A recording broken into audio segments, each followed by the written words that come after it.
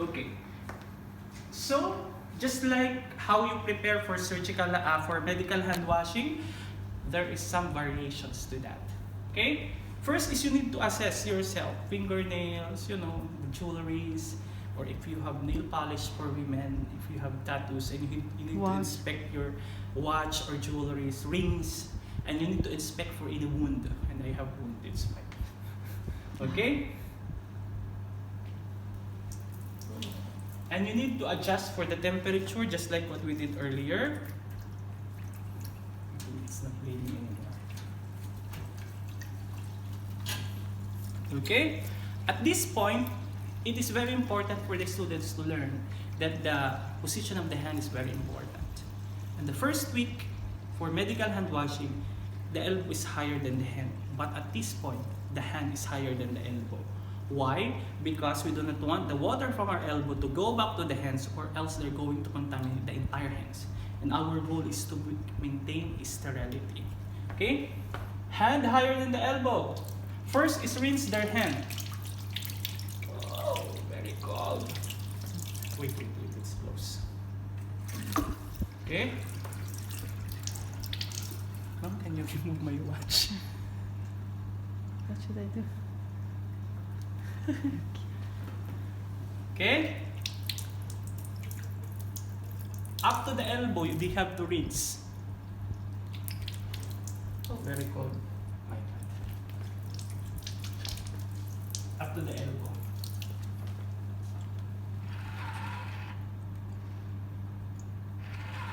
Okay? And they have to create a ladder. And we just need to follow the usual procedure. Palm to palm.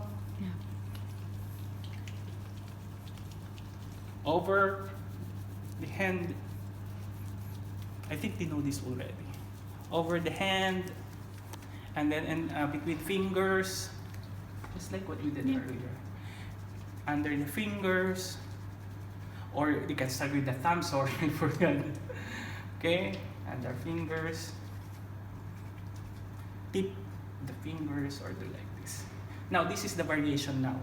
After they clean the tip of the finger, they should clean also the elbow. And they have to divide it into three. 1, 2, 3.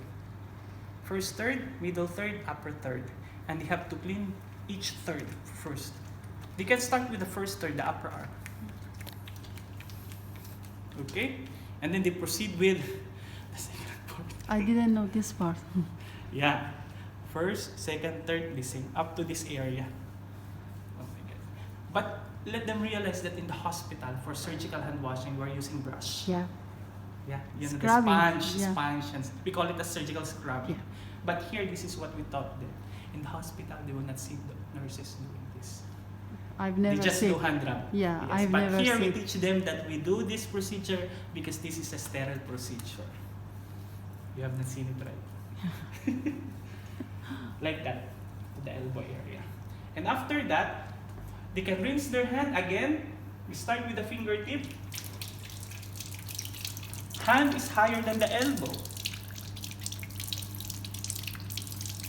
Okay? Going down. Going to the elbow area. What if there's still sabon or soap there? They can stand again. But they can never do this. Yeah. Only one direction. From the finger of the tip down to the elbow. The same process with the other hand. When you do your actual surgical hand washing with students, you can put Incoshit there. And sink is very bigger than. Yes, but here, small. Just put Incoshit there. Yeah. Okay, one direction. And after that, normally in the hospital, they're using sterile Towel. towel or sterile drape to to dry their hands. That is the standard. And normally it is already in the set. Make them realize that. But here, this is our sterile towel. But tell them in the actual setting. Okay? And the process of drying is the same. You start from the fingertip down to the elbow. The cleanest to the dirtiest. Without scrubbing their hand, just pat it dry. See? Okay? And then go going down and then dispose.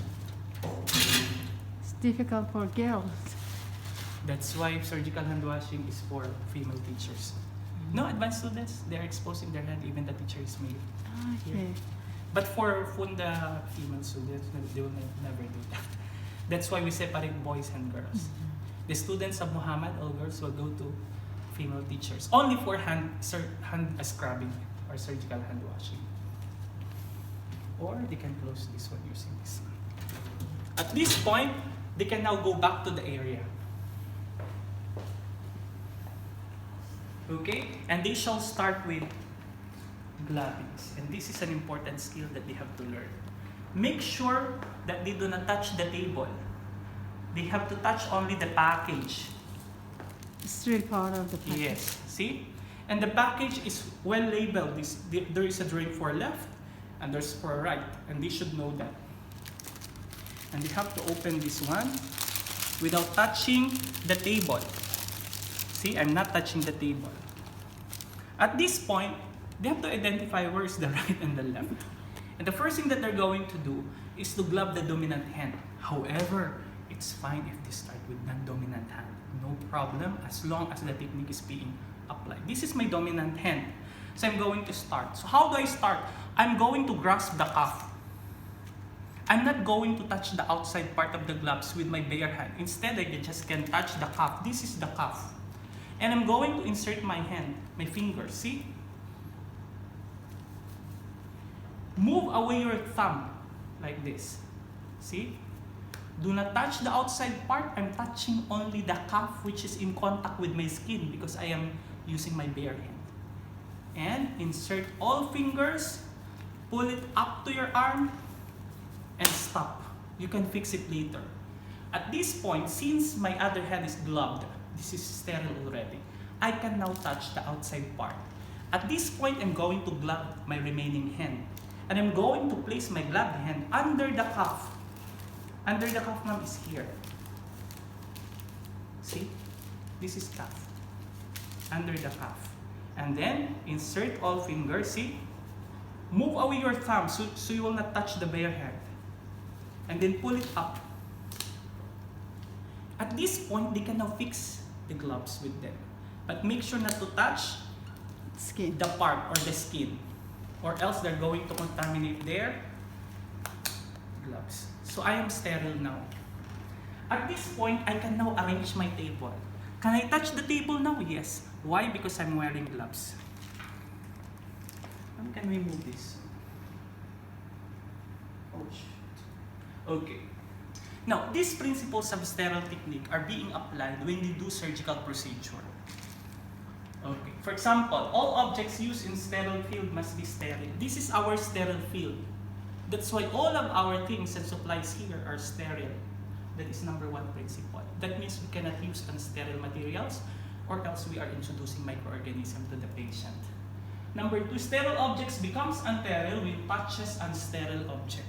Once we accidentally touch unsterile object, the entire set is unsterile and you need to change it. Three, sterile objects that are out of sight or below the waist or table are considered sterile. When something fell down, considered unsterile. Something fell below your waist down, unsterile. Okay? That's why you have to have your sight within your area. The moment you turn it away from your sight and you will never see it, there's a tendency that this will be unsterile. Okay? Sterile objects can become unsterile by prolonged exposure to airborne. That means when you prepare the set, it should be prepared immediately before the procedure. They cannot prepare this a night before. Why? Microorganisms in the air will settle on this. Next, fluids flow in the direction of gravity. That's why during our surgical hand washing, the hands are higher than elbow because of the gravity. Later on, it will be applied also when we use this forceps and when we pick a gauze. We can never do this or else the fluid will go here and the moment we put like that, it will both go back again. It will cause unsterility. I'm going to show that later on. Moistures that passes through sterile objects draws microorganisms, which means All materials that are used should be dry. For example, if the set is wet, if the gloves are wet, the package is wet, we never use that. More likely the content is unsterile. Skin cannot be sterilized.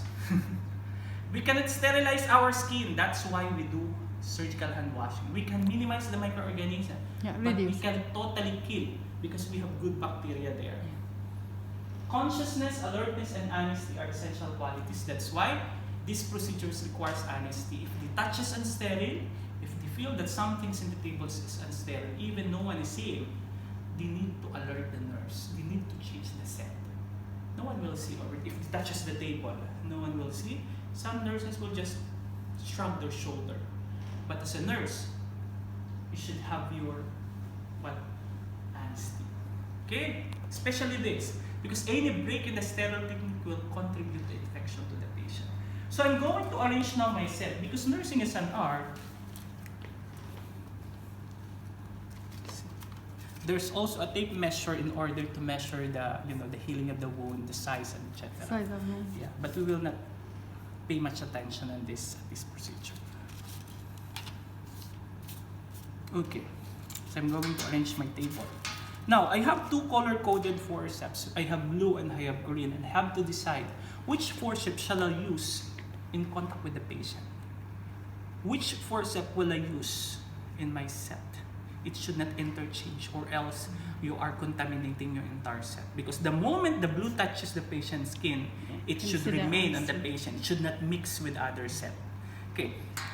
Now, I have prepared this set. Okay, normally, in the original set that we have, aside from this set, we also have a small towel, which we can use to create a sterile field. Like you shown. Yeah, but now we don't have. I do not know with this set.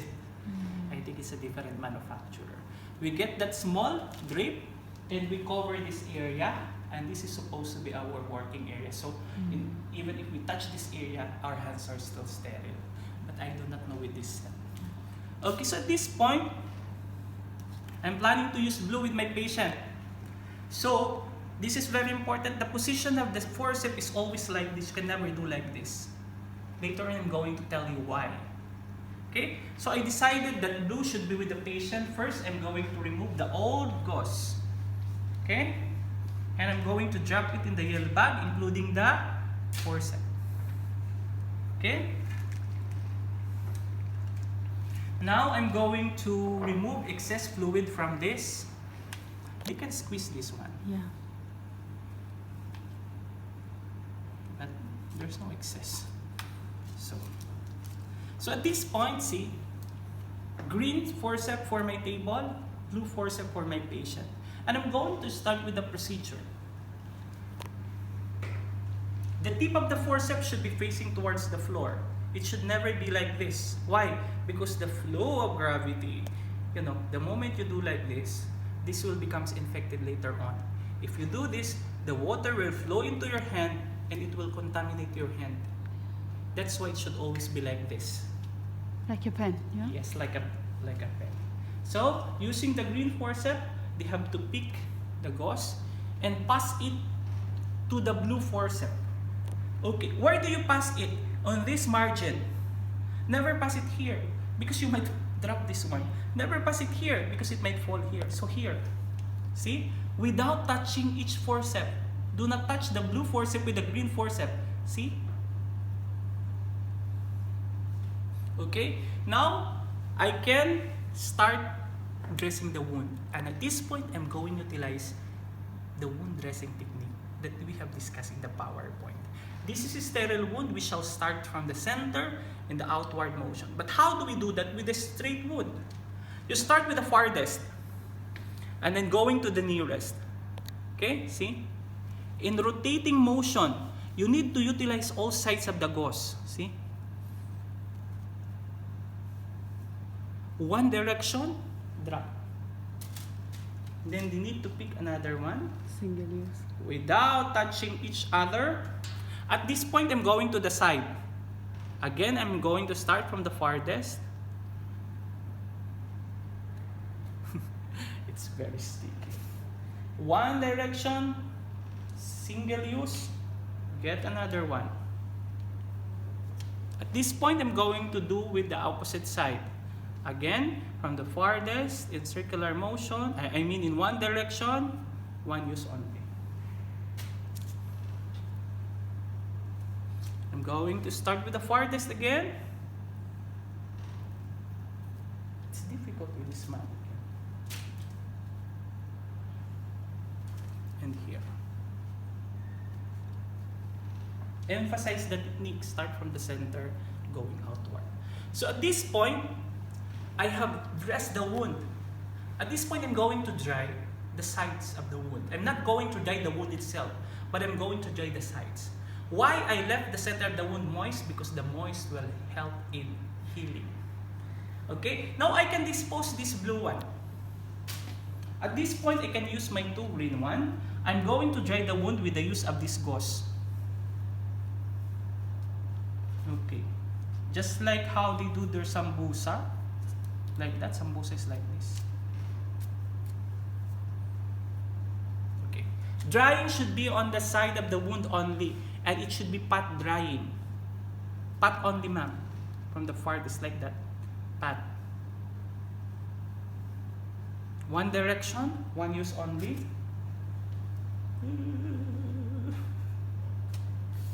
And their hand should be higher than this yellow bag, or else they're going to contaminate their hand. We have a lot of gauze. Okay, ma'am, emphasize also that we should leave a margin of 1 inch on the side. Consider that. Yes, that is considered unsterile. That's why all materials should be kept on the center. Okay. At this point, I'm going to dry the lower part, pat dry only.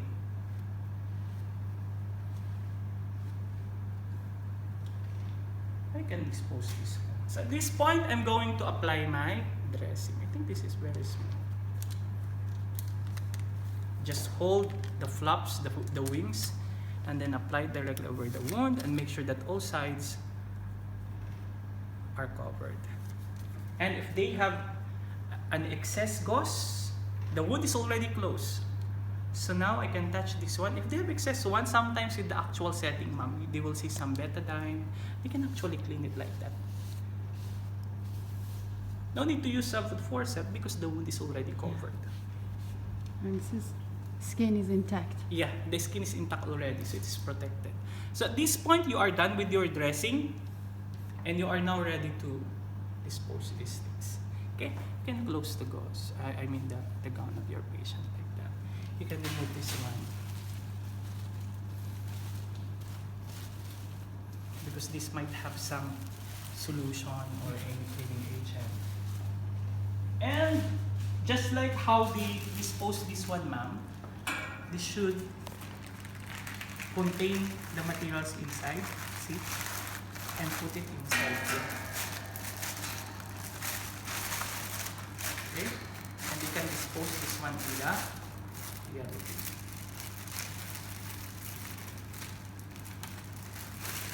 Okay, and then you can dispose this one in the yellow bin, including this one. I'm not going to dispose, ma'am, because I will use them. And then they have to return this one. Normally, after using, they have to disinfect it again. But in the actual practice, just let them say it. Just before. Yes, to save time. And then fix the patient, the patient's bed, the patient is uncomfortable. You can remove your gloves.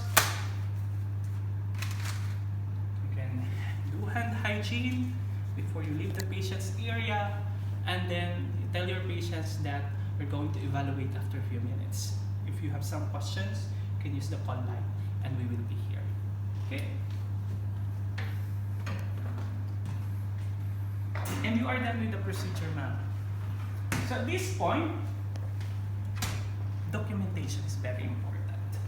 The documentation for dressing, ma'am, is the PIE, Problem Intervention Evaluation. We know already how to do it, problem. And we include all assessments that we have found in first and second assessment. The intervention is the dressing itself. And the evaluation, how did the patients reacted? How did you assess the wound, if there are some bleeding after the procedure, if the patients had pain after the procedure, okay, or if the patients have some other discomfort. And of course, you evaluate the patients, you go back, you might try to check again if the area is soaked with blood, because sometimes when we clean the wound, we might poke a blood vessels and it might cause bleeding. So the dressing is intact and dry. Sir, ma'am, do you have any pain or any discomfort? You need to ask that also from your patients. Those are basically our evaluation. The wound itself and any discomforts or pain of your patients, you have to take note of that and you have to write it in the documentation. And you are done with the procedure.